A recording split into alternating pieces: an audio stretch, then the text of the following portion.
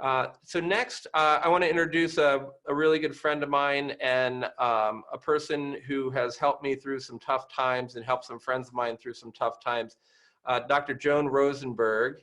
And we're going to try to roll her in here. And she's a psychologist and the author of 90 Seconds to a Life You Love.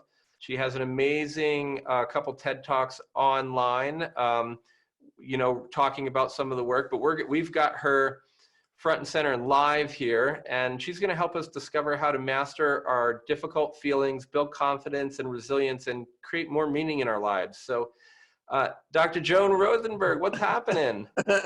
I'm just with you, bud. So we're back at it. Happy to be here. Happy to be here. Thanks for being here. You bet.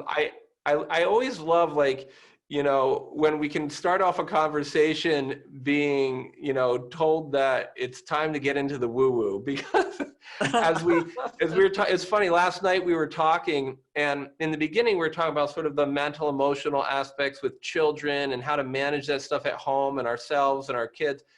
And someone was like, are we going to get to the medicine? And so Dr. Elisa Song was so good and said, the most important thing you can do for your immune system is the mental health and the emotional aspect. And I was just like, oh, this is why I love this group of people. We have everybody who's talking about, it's really hardcore medicine, but part of hardcore medicine is all of us, not just the physical part. So absolutely right. And we're one unit. We're not a brain and a mind and then separated from the body. It's an integrated experience. We're one integrated whole. So yay for say Elisa, thank you so much, and yay for the comment. So thank you, Darren, as well. So yeah, and I mean, Joan is amazing, guys. Like, I mean, I'm somebody who's like so enthusiastic, and I get going. And I'm like, I think when you stand up in front of a group of people, to keep them going, you gotta be energized and loud and moving around. And then I heard Joan talk, and she's quiet and calm. And I'm like, yeah, Yoda, exactly, Darren. Darren just said, you're like Yoda. It's crazy. It's like, everyone has to stop and listen, because you speak from a place of deep knowledge and love and compassion. So, which is another reason, we have to be having this conversation. All right. Thank you. Very, very kind. Thank you. Yeah. Go ahead. I was just going to say, I mean, one of the hardest things about all this is we're having emotions we've never had before. And, go ahead. They're presenting themselves maybe in a way that seems like they might be different than something we've had before. Yeah. Well, what I would say is we're having an experience we've never had before. Mm-hmm. And in terms of part of the way I think about it is that we have this very insidious, invisible virus that we don't know a whole lot about, and we have this economic downturn simultaneously. So, as if those two things weren't bad enough, we have. I just lost my thought. Sorry. As if those two things weren't bad enough, we don't have a place to put this experience, and it's global, right? So it's not just happening in one place, and it's very contained. It's that it's global and it's uncontained, and most all of us are affected one way or another. If it's not directly, we're at least being indirectly affected because of what we're going through.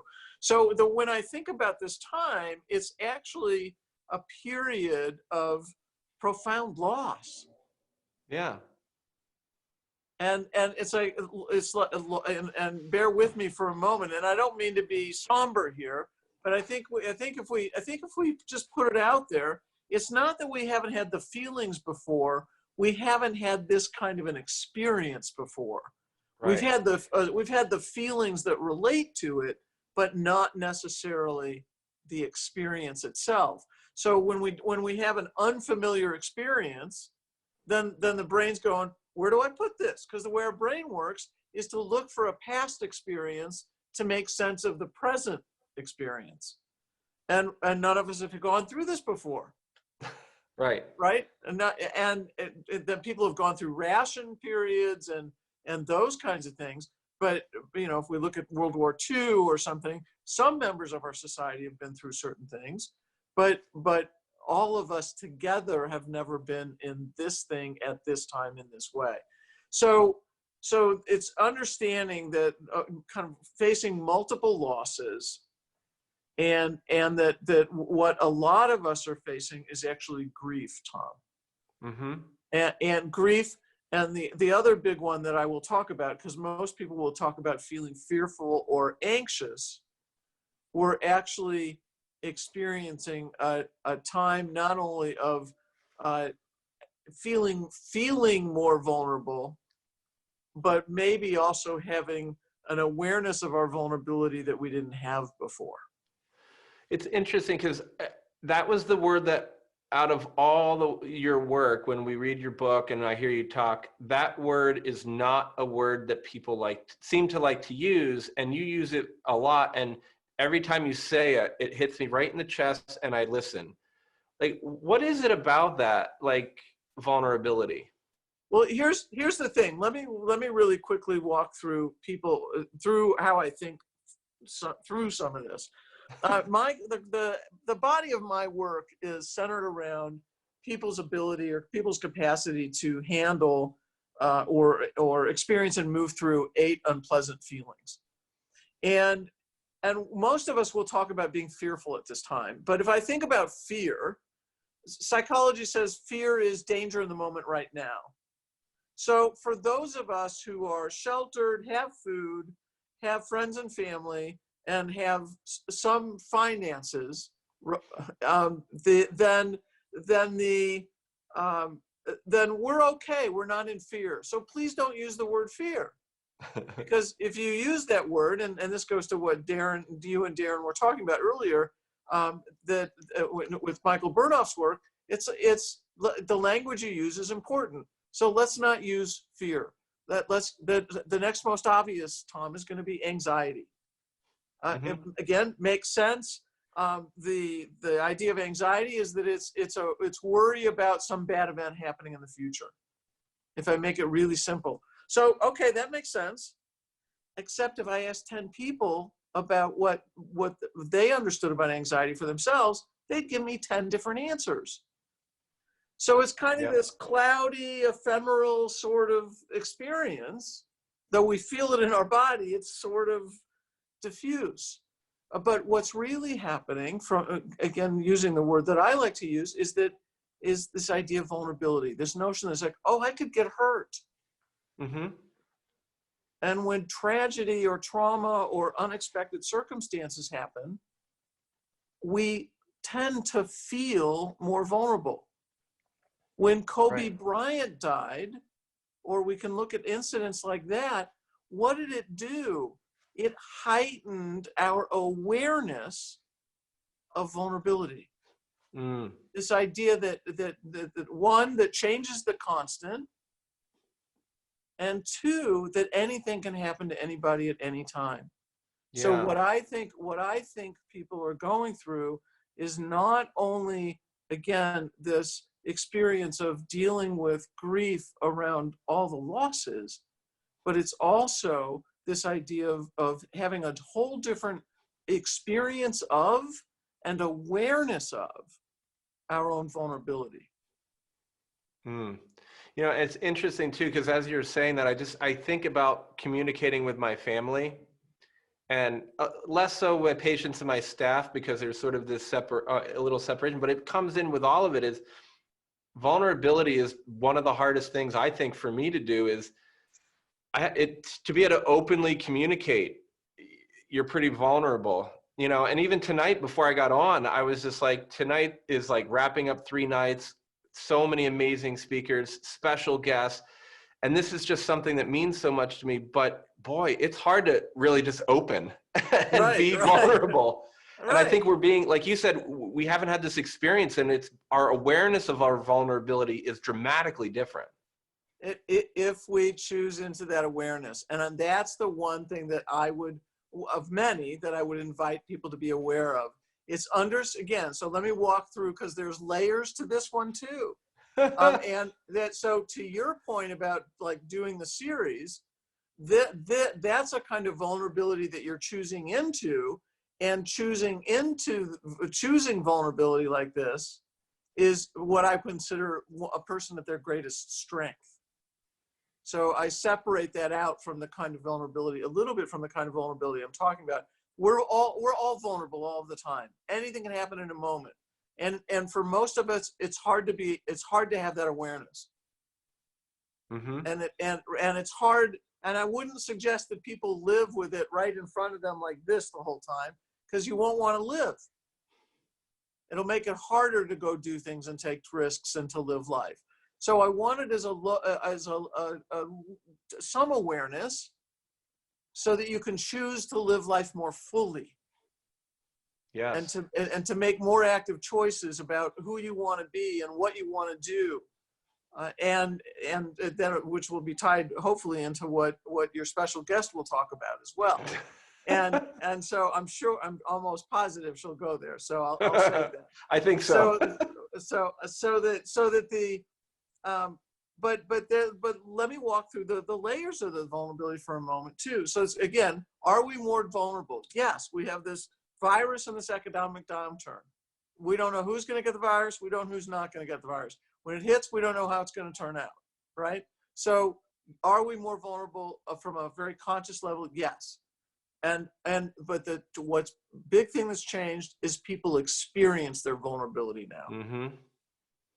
People are aware that they have this, I could get hurt. The sense of that. What's also changed is now, and I'm just going to get a little woo-woo, so to Tracy's point, to Tracy's point, there's another level of awareness. And the next level of awareness is, I'm feeling vulnerable. I'm aware that I feel like I could get hurt. But if we take it the next woo-woo level, then it's not only am I aware, not only am I feeling it, not only am I aware that I'm feeling it, but what has also changed is the degree of my awareness of my own vulnerability. So when we feel these things, yes, because we're all feeling it, and I mean that's what I think your expertise. I mean, you're obviously an expert in lots of things, but that is like, how do I feel that? Because like I think what happens is, like, you have a feeling. If you have a plan for it of like how you're going to experience the feeling, maybe it's going to go a little bit better than if you don't have a plan going into it. Oh, got it. Okay. But like, how do you experience vulnerability or the feelings that are coming up in a constructive way rather than a destructive way? Well, destructive is avoidance. Destructive is shutting down and withdrawing and just disappearing or distracting and disconnecting.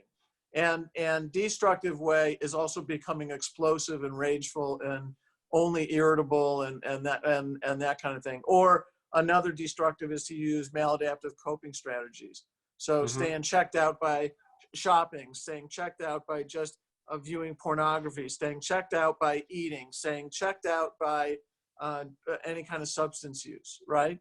So there's all sorts of ways for us to not handle feelings well. But the approach that I've taken is, again, as I said a moment ago, is centered around one's capacity to deal with 8 unpleasant feelings. And the feelings I very frequently talk about in my work are sadness, shame, helplessness, anger, vulnerability, embarrassment, disappointment, and frustration. And those are feelings all of us have felt. And right. So it's like, and it's not the pleasant ones, because most of us do pleasant ones well. So and what you'll find is that once you have the idea of how to use this, your ability or your capacity to move through unpleasant feelings then becomes liberating. Yeah. So that part of what we're seeing with all the big changes, the homeschooling and the again, people losing work or worries about food sources or all that kind of stuff, and the irritability or the anger that we see, there's sadness and grief and helplessness underneath that, right? Yeah. So it's people then heightening their own awareness of what's really going on for them. So what I want people to do is to choose into awareness as opposed to avoidance. And I use a formula when I talk about this all the time. And the formula is 1 choice, 8 feelings, 90 seconds. Okay. So what I'm going to encourage people listening is like, we're not choosing avoidance. We're choosing awareness, because awareness is going to be much more effective in helping you move through stuff. Mm-hmm. So to your question, so now we have, so the 1 choice is the awareness as opposed to avoidance. I've highlighted the 8 feelings. And again, why these 8 feelings is because they're the most common everyday spontaneous reactions to things not turning out the way that we need or the way we want. So it's the everydayness of these feelings. Mm-hmm. And then the way to help people understand, so the method, if you will, for people to understand about how to experience them more effectively, because we're leaning into them. Yep. Is to understand that the way most of us experience or feel an emotional feeling, to feel emotionally, is through bodily sensation. So the easiest way to understand is somebody that's embarrassed, that has a heat oftentimes at the chest, into the neck, and then into the face. That's the bodily sensation. Mm-hmm. And what Dr. Jill Bolte Taylor said at one point, she's a Harvard-trained neuroscientist. She made an observation that actually when feelings get triggered and activate those bodily sensations, there's a rush of biochemicals into the bloodstream and then a flush out of the bloodstream that's roughly an upper range of 90 seconds. Ah. So go ahead.